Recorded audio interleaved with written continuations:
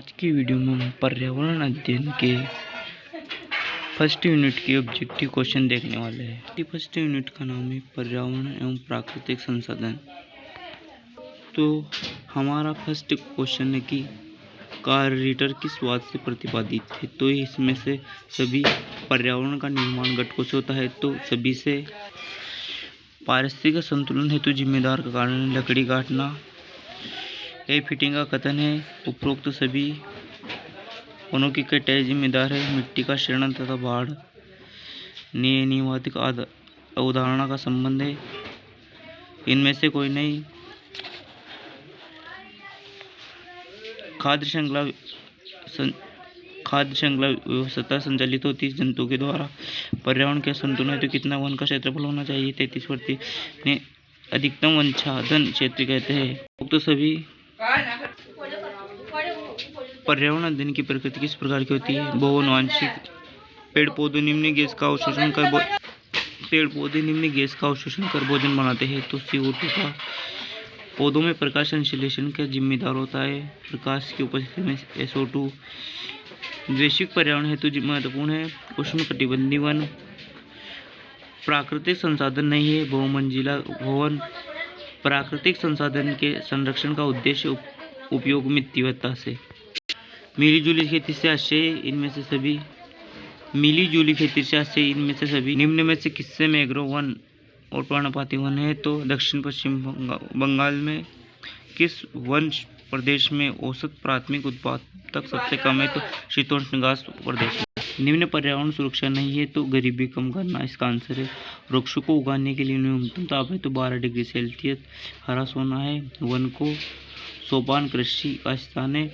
पहाड़ों के ढलान क्षेत्र में संसार में पर्यावरण जागरूकता का प्रारंभ किया था।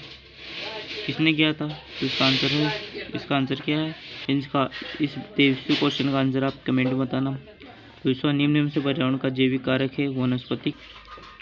पर्यावरण को प्राकृतिक ऊर्जा का स्रोत है सूर्य। ऑडियो वीडियो तंत्र में पर्यावरण शिक्षण कहलाता है। इसका आंसर भी आप कमेंट में बताना।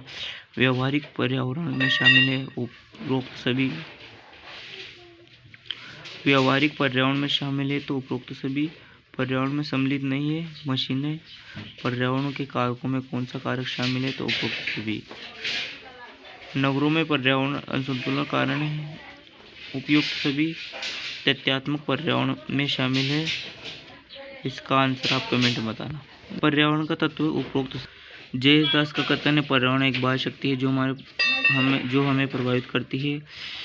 34वां नगरीकरण का पर्यावरण पर क्या प्रभाव होता है। इनमें से सभी मरुस्थलीकरण में पर्यावरण होता है असंतुलित। अधिकांश पेड़ पौधे में पाए जाने का स्थान है स्थल मंडल में। वायुमंडल में प्रदूषकों को सांद्रता व्यक्त करते अंश प्रति मिलियन में। शीत ऋतु में किस मौसम में अधिक ठंडा महसूस होता है। साफ मौसम में। वायुमंडल में निम्न में किससे उत्सर्जन से अम्लीय वर्षा होती है। तो N2SO2 की। वायुमंडल का वह क्षेत्र जिसमें बादलों का बनना बिजली कड़कना तथा तूफानों का अधिक होना का सूक्ष्म मंडल में। वायुमंडल में सबसे कम वायु दाब सबसे कम होता है ग्रीष्म में।